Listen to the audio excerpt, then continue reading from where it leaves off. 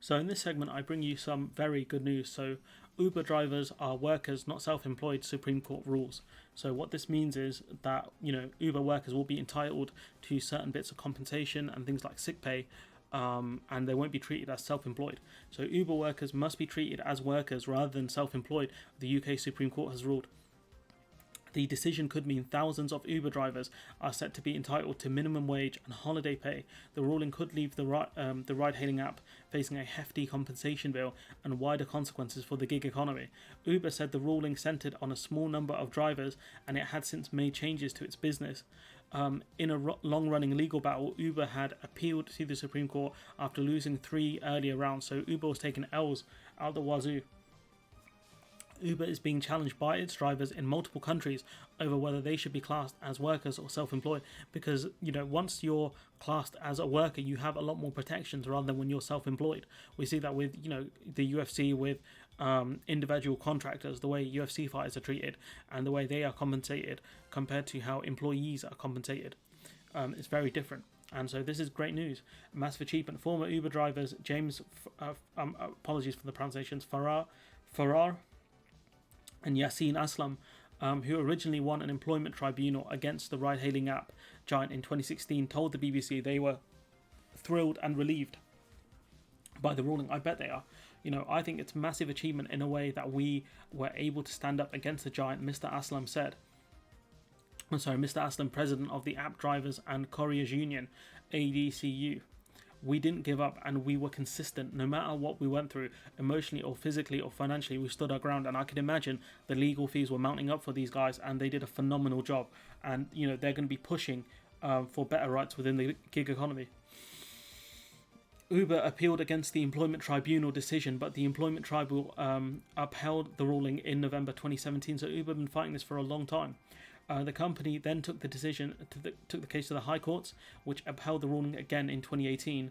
The ruling on Friday was Uber's last appeal, as the Supreme Court is Britain's highest court and they have the final say on legal matters. Delivering his judgment, Lord Leggett said the Supreme Court unanimously dismissed Uber's appeal, that it was an intermediary party, and stated that drivers should be considered to be working not only when driving a passenger, but whenever logged into the app. The court considered several elements in this judgment. Uber set the fare, which meant that they dictated how much drivers could earn. Uber set the contract terms, and drivers had no say in them. Request for rides is constrained by Uber, who can penalise drivers if they reject too many rides. Uber monitors a driver's service through the star rating and has the capacity to terminate relationships if, after repeated warnings, this does not improve. So this is interesting for a few reasons, especially because there are a lot of taxi firms within the UK who operate with workers as self-employed. So it's going to have a massive ripple effect into those specific firms. So that's going to be interesting to see over the next few years. Looking at other factors, the court determined that drivers were in a position of subordination to Uber, where the only way they could increase their earnings would be to work longer hours. Jamie Haywood, Uber's regional general manager for Northern and Eastern Europe, said, "We respect the court's decision, which focused on a small number of drivers who used the Uber app in 2016. I mean, again, they're very salty. Since then, we have made some significant changes to our business, guided by drivers every step of the way. These include giving more control over how they earn and providing new protections like free insurance in case of sickness or injury. We are committed to do more and will now consult every active driver across the UK to understand the changes they want to see." And it's time for Uber to actually start listening to their workers, because if not, they might get stuck in court again. The Supreme Court's ruling that Uber has to consider its drivers workers from the time they are logged into the app until they log off is seen as a key point. Uber drivers typically spend time waiting for people to book rides on the app. Previously, the firm had said if drivers were found to be workers, then it would only count the time during the journeys when a passenger was in the car. So when they're driving someone around, that's when they would be classed as workers. This is a win-win for drivers. This is a win-win for drivers, passengers and the cities. It means now Uber has the correct economic incentive not to oversupply the market with too many vehicles and too many drivers, said James Farrar, the ADCU's General Secretary. And it makes sense, because if you think about it, Uber could just have tons of drivers and they would only get paid once they actually get a job, and it would be a low amount set by Uber. But right now, Uber workers, I think they're classed as employees whilst they log in. So, the upshot of that oversupply has been poverty, pollution, and congestion because you had so many Uber drivers around. So, however, questions still remain about how the classifications will work. However, questions still remain about how the new classifications will work and how it affects gig economy workers who work not only for Uber but also for other competing apps.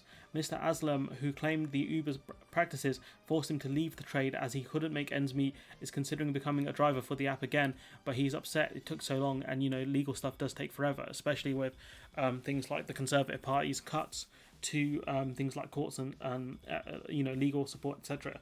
It took us 6 years to establish what we should have gotten in 2015. Someone somewhere in the government or the regulator massively let these workers, many of whom are in a precarious position, he said. Mr. Ferrara points out that with fares down 80% due to the pandemic, many drivers have been struggling financially and feel trapped in Uber's system. We're seeing many of our members earning £30 gross a day right now, he said, explaining that self-employed grant issued by the government only cover 80% of a driver's profit, which isn't even paid for their costs. If we had these rights today, those drivers could at least earn a minimum wage to live on. And so, that would have been the impact of the ruling had it been done in 2015 and we had it throughout this pandemic.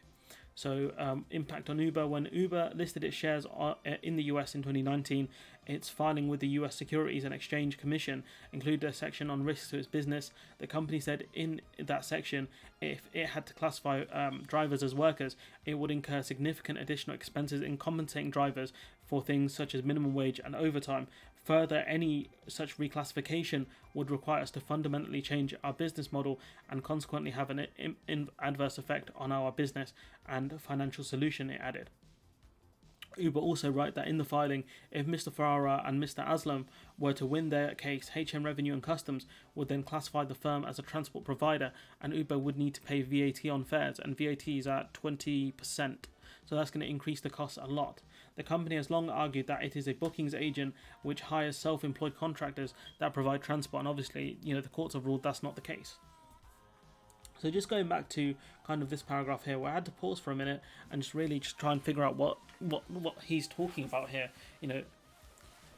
Uber drivers typically spend time waiting for people to book rides on the app. Previously, the firm said that if drivers were found to be workers, then it would only count the time during journeys when a passenger is in the car. So they'd only be earning minimum wage whilst there was a passenger in the car. And so for some reason, this is a win, and it doesn't really explain what's the win. So I don't know if Uber drivers will get paid from the time they logged in.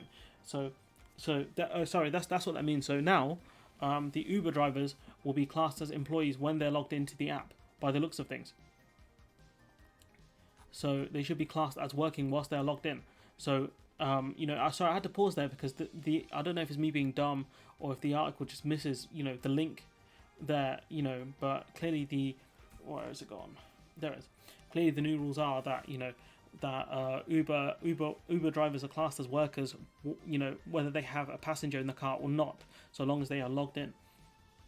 And, you've got Mr. Ferrara saying that this is a win for, this is a win-win-win for drivers, passengers and cities. It means Uber now has the correct economic incentives not to oversupply the market because it will be paying people minimum wage, I think, whilst they're clocked in. And not to oversupply the market with too many vehicles and too many drivers. So actually, yeah, that does make a lot of sense. I've just missed the link because I'm a bit thick. But, what this means is because Uber has to pay the minimum wage by the looks of things since they're, whilst they're logged in, what it means is that there'll be less Uber drivers around because it's going to cost Uber a lot of money to have so many drivers, and so what it means is there'll be less drivers, which means less oversupply, and I guess less drivers, which means less pollution, and so yeah, sorry, I that's why I paused. I was very confused about what he meant by that. The upshot of that oversupply has been poverty, pollution, and congestion, which again is true because Uber could have as many drivers as they wanted because it wouldn't cost them anything. So at least now, it's better in a lot of ways for the workers. It's better in terms of environmentally. I mean, it is going to cost people more money, and that's a thing that customers are going to have to deal with. But I've never used an Uber, so I wouldn't know. But I'm glad that workers have got a bit more protection and a bit more in terms of finances, and aren't being robbed as heavily by companies like Uber. Gig workers win, you know. And these two, massive credit to them and everyone who was there. The lawyers who stood up for the the Uber drivers and things like that.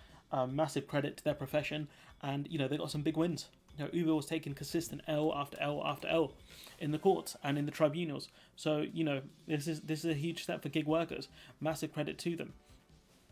I think the court struck down an earlier thing about Deliveroo drivers, which is a shame, and hopefully things will change there with other gig economy workers. But we'll take small wins where we can get them, and this is no small win because there are a lot of Uber drivers in the UK.